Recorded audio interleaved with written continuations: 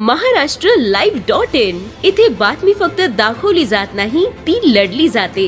Subscribe करा, like करा, share करा, बेल आयकॉनला टच करा. नमस्कार, महाराष्ट्रलाइव्ह.in मध्ये आपल्या सर्वांचं स्वागत. देशभरातून आणि जगभरातून मुस्लिम बांधव मोठ्या प्रमाणावर हज यात्रेसाठी जातात. यावर्षी मोठ्या प्रमाणावर हज यात्री जाणार आहेत. छत्रपती संभाजीनगरमध्ये शासनाकडून मोठा हज हाऊस तयार करण्यात आला होता. त्याद्वारे हज यात्रेसाठी जाणाऱ्या भाविकांना सर्व सुविधा देण्यात येणार होत्या असं त्यांनी जाहीर केलं होतं.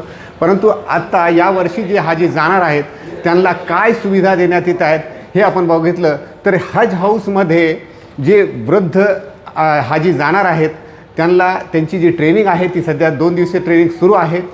ती आहे 2ऱ्या मजल्यावर. आणि या प्रशस्त अशा हज हाऊसमध्ये तुम्ही जर सुविधा बघितली तर लिफ्ट आहे, मोठी लिफ्ट बनवण्यात आलेली आहे.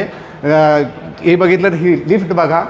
परंतु या लिफ्टची परिस्थिती जर बघितली तर लिफ्ट बंद आहे. प्रशासनाची जबाबदारी होती की आपण या हाजींना सुविधा द्यावी, ती देण्यात आली नाही. लिफ्ट बंद आहे. त्याच्या आजूबाजूला मोठ्या प्रमाणावर साहित्य ठेवण्यात आलेलं आहे.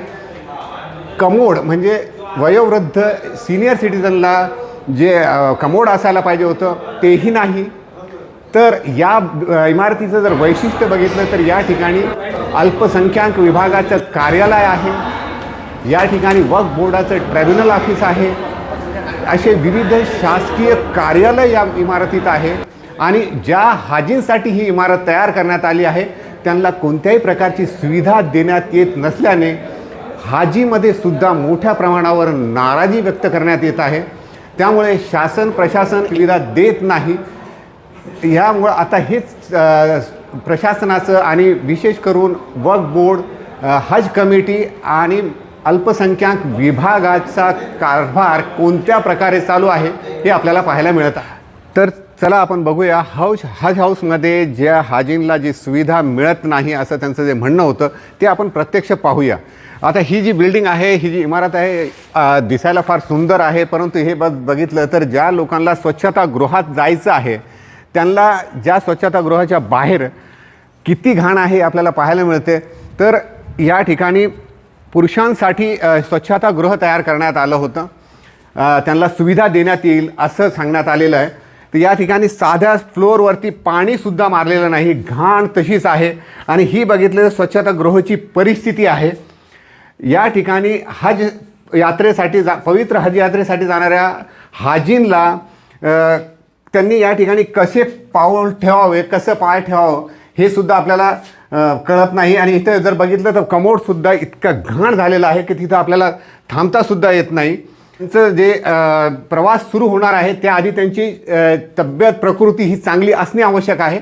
परंतु अशा परिस्थितीत कोणत्याही प्रकारे या ठिकाणी त्यांची प्रकृती चांगली राहील की नाही राहील हे सांगणं कठीण आहे. त्यामुळे एकीकडे त्यांच्या स्वास्थ्याशी आणि प्रकृतीशी सुद्धा खेळ सुरू असल्याचं पाहायला मिळतं.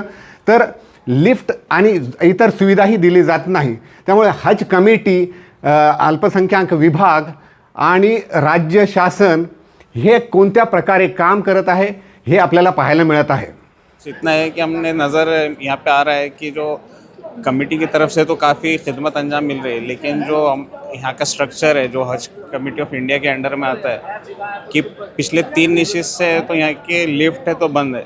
80% है तो यहाँ पे जो हुज्जाज है वो पूरे बुज़ुर्ग लोग हैं, 60 अबव एज के. तो कई लोग को दुश्वारी आ रही है चलने की और सेकंड फ्लोर पे जाना पड़ता है. तो हमारा वही चाहिए कि भाई जैसा हज कमेटी के जो लोग हुज्जाज कमेटी के लोग खिदमत अंजाम दे रहे हैं वैसे ही जो गवर्नमेंट के लोग अगर इस पे तवज्जो दे, नज़र दे तो सही मायनों में एक खिदमत हज के लोगों को ये अदा हो जाएंगे. हज उसके इंतज़ाम तो बेहतर है, पर एक ये है कि यहाँ की लिफ्ट का बहुत मसला है. अभी आज हम आए हैं तो लिफ्ट बंद है, जिसमें हमारे अम्मी वगैरह को हमको जो है मस्कुरात को बोल के उनको ऊपर लेके जाना पड़ा. और वक्फ बोर्ड के अधिकारी को हमने फ़ोन करके जब बताए हैं तो तफसील पूछ रहे थे वो कि आपको नंबर कहाँ से मिला, कौन मिला. पर अभी तक तो लिफ्ट चालू नहीं हुई है. उनको ये भी बताया गया है कि कल जो है निश्चित है वो आप जल्द से जल्द काम करवा दीजिए. एक तो ये जो है लिफ्ट का प्रॉब्लम है हमारे को, हमारे उम्र के लोगों को चढ़ने को बड़ी तकलीफ़ हो जाती है. और दूसरा कमोड की भी यहाँ पर बहुत तकलीफ़ है. जो कमोड की भी थोड़ी परेशानी है यहाँ पर. कमोड ही नहीं है यहाँ पर. जी, और चढ़ते वक्त पूरी सांस फूल जाती है हमारे जैसे उम्र के लोगों की। इस सिलसिले में किसी से शिकायत की गई थी क्या लिफ्ट बंद इससे है? पहले बताई थी जो है, मगर कुछ तवज्जो दी ही नहीं गई इसमें। इससे पहले ही बताए थे लास्ट में।